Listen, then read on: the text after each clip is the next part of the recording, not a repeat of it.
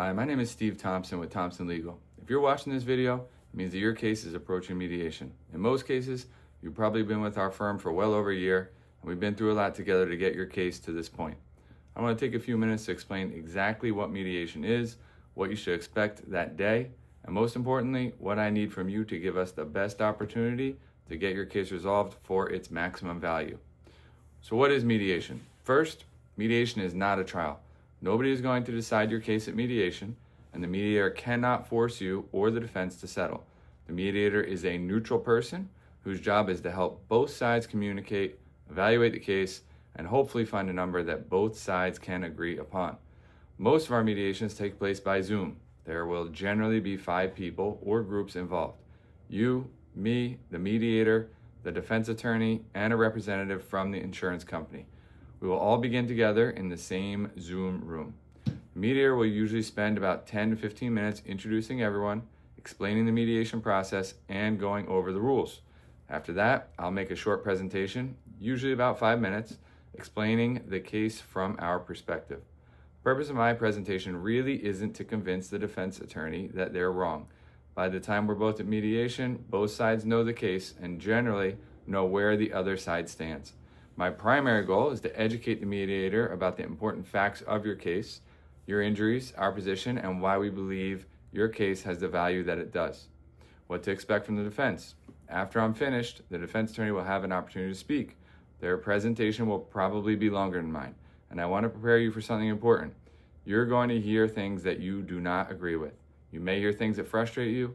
You may hear things about the accident, your medical treatment, your injuries, or even you personally that you believe are completely wrong. There may even be statements that you and I believe are simply not true. Don't react. Don't shake your head. Don't roll your eyes. Don't interrupt them. Don't make faces. Don't argue with the defense attorney. Instead, I want you to think of this as the first few minutes of your trial. The defense attorney is watching you. The insurance representative is watching you. The mediator is watching you. We want them thinking, this person is going to make a very good witness in front of a jury. Someone who is credible, someone who's composed, someone who doesn't become rattled when challenged. The last thing we want to show the defense is that they can easily get an emotional reaction out of you. If they believe they can do that at trial, it can actually work against us in negotiations at mediation. So regardless of what you hear, stay calm and I'll handle it. The good news, you don't have to perform today. One of the biggest differences between mediation and your deposition is that you generally don't have to do any speaking or presentation. Nobody is going to sit there and cross-examine you like they did at your deposition. You aren't expected to answer difficult questions on the spot. This is the time for the attorneys to do the talking and negotiating. Your job is primarily to be present, listen, stay composed, ask me questions privately, and ultimately make decisions about your case with my advice. What happens after the presentations? Once both attorneys finish their presentations, we will go into what's called caucus. That simply means we separate. You and I will go into one private Zoom room, and the defense attorney and insurance representative will go into another. From that point forward, the mediator will go back and forth between our rooms. The mediator may come into our room, talk with us about the case, receive our settlement demand, and then leave to speak with defense. The mediator will then come back, probably with an offer. We'll discuss it privately, how we want to respond, and send another number back. That process continues throughout the mediation, so be prepared to wait. One thing that surprises clients about mediation is how much downtime there can be. The mediator may leave our room for 15 or 20 minutes, and sometimes even longer. That is completely normal. Don't assume that something has gone wrong because we haven't heard anything. The mediator may be discussing the case with the defense attorney, talking to the insurance representative about obtaining additional settlement authority, or simply working through the negotiation process. Be patient and trust the process. Most mediations last approximately 3 to 4 hours, although some can be shorter and some can go considerably longer. Please block off enough time so that you're not worried about another appointment, picking someone up, going back to work, or needing to leave at a certain time. You also need to be in a quiet, private location for the entire mediation. You should not be driving, you should not be sitting in a restaurant or another public place. There shouldn't be children running around or other distractions. This is an important day in your case, and I want you completely focused on what we're doing. Don't get discouraged by the numbers throughout the mediation. Don't overreact to the defense's opening offer. Sometimes their first offer is going to be extremely low. Likewise, our initial demand may be substantially higher than where I realistically expect the case to settle. That's just negotiation. The first numbers don't necessarily tell us where we're going to end up.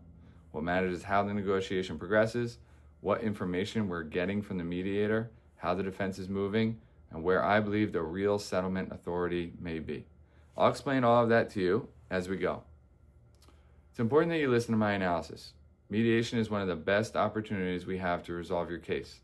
By the time we've reached this point, your legal team has done an enormous amount of work to put us in the strongest position possible. We've investigated your case, we've gathered your medical records and bills, we've dealt with the insurance companies, we've taken depositions, may have had hearings, we've conducted discovery, and we've litigated the case to the point where both sides should have a very good understanding of the evidence and the risks involved. I also want you to understand something about the advice I give you during mediation. Our firm works on a contingency fee. That means I obviously want to recover as much money as possible, and this is also how our firm gets paid. I have absolutely no interest in settling your case for less than I believe it's worth. In fact, one of the reasons we pushed your case this far is because we weren't willing to accept less than what we believed was appropriate earlier in the case. Our goal has been to maximize the value of your claim. I've been practicing personal injury law for nearly 20 years, and I participate in approximately 50 mediations every year. That experience gives me a very good understanding of how these negotiations work, how insurance companies evaluate cases, and, just as importantly, how juries may evaluate the strengths and weaknesses of a case. There may come a point during mediation where I strongly recommend that you accept an amount that is less than what you hoped your case would be worth.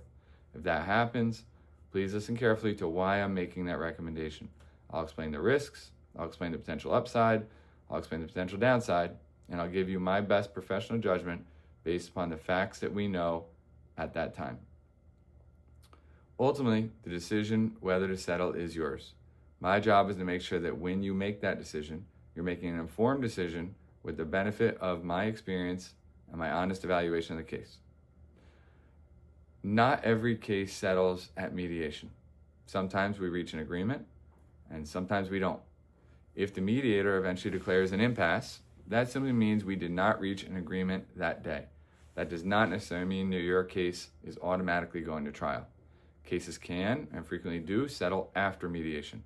Sometimes mediation gives both sides information that causes them to reevaluate the case afterwards. Sometimes additional negotiations take place. Sometimes circumstances change as trial approaches. So if we don't settle that day, don't view the mediation as a failure. We'll evaluate where we are, what we learned, and what our next move should be. Finally, remember that mediation is an opportunity for the defense to see you. Dress appropriately. You don't need to wear a suit, but I want you to look professional, presentable, and like someone the defense would not be excited about seeing sitting in front of a jury. Make sure your camera is positioned properly. Make sure we can clearly see your face, that you have good lighting. Test your internet connection and Zoom beforehand if necessary if you're not coming into our office to do the mediation via our Zoom. And throughout the mediation, remember that we're trying to communicate. You're credible, you're reasonable, you're composed, and you're prepared to take the case as far as necessary. Now, one final point. Everything that happens during mediation is part of a confidential settlement process that allows both sides to have candid conversations and negotiate without worrying that every offer or settlement or statement is going to be used later at trial. So don't discuss the negotiations on social media or with people outside the mediation while we're in the middle of the process. If you have questions or concerns during mediation, ask me. That's exactly why I'm here. We spent a long time getting your case to this point. My job on mediation day is to negotiate as aggressively and intelligently as I can to maximize the value of your claim.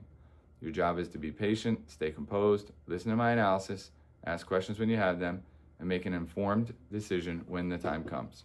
I look forward to seeing you at your upcoming mediation, and hopefully we'll have a successful outcome and be able to bring your case to a conclusion. I'll see you soon.